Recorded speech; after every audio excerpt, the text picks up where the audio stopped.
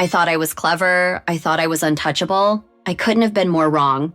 That day, I walked into the house wearing a grin that refused to fade. Not just any grin, the kind that blooms when you believe you fooled everyone, when you think your secret is safe and your world is under control. I told myself it was just lunch. That's how I justified it. Just food, just conversation, just laughter.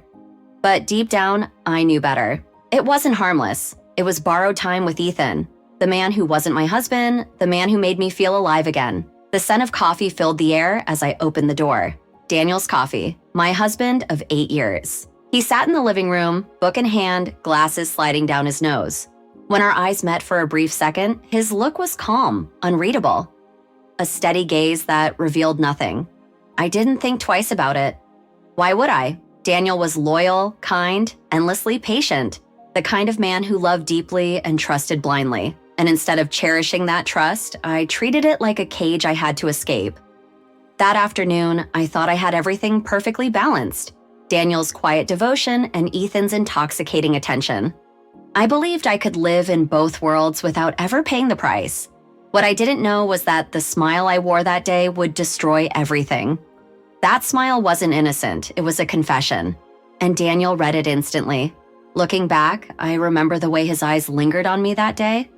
Not with jealousy or rage, just quiet understanding. That was the last time I smiled before everything began to crumble. Daniel and I had a love story people admired. We met in college, became inseparable, built a life together.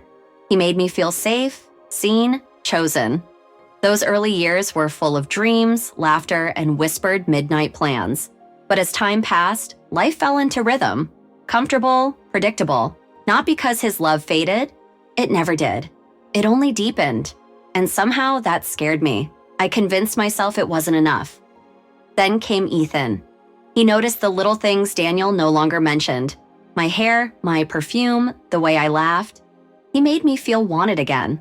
I soaked in his attention like sunlight, even though I knew it was toxic. I told myself it was harmless. Just lunch, just talk, just a spark.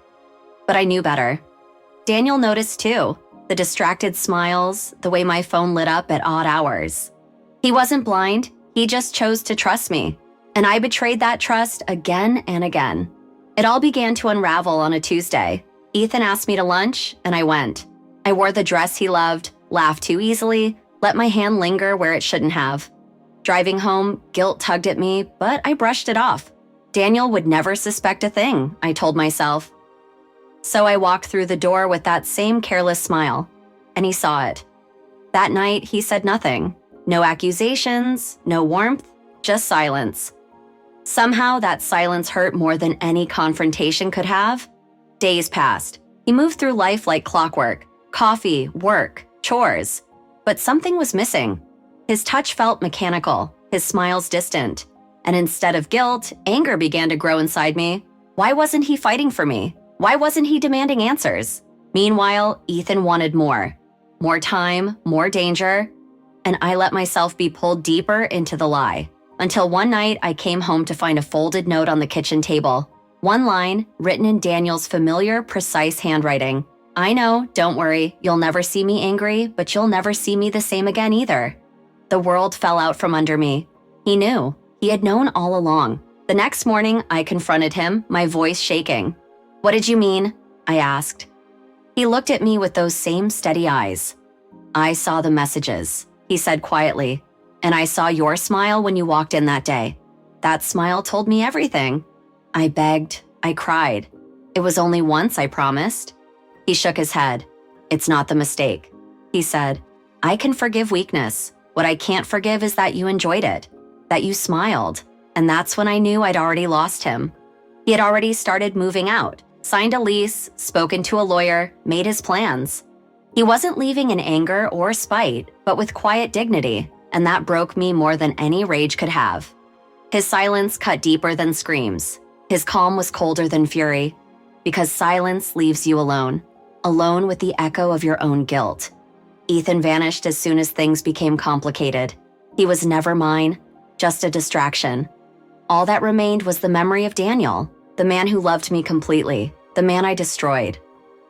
What haunts me most isn't the betrayal itself. It's that smile. That smug, thoughtless smile I wore when I walked through the door. That smile cost me everything. So tell me, if the person you love betrayed you and they did it smiling, would you forgive them? Or would you walk away in silence?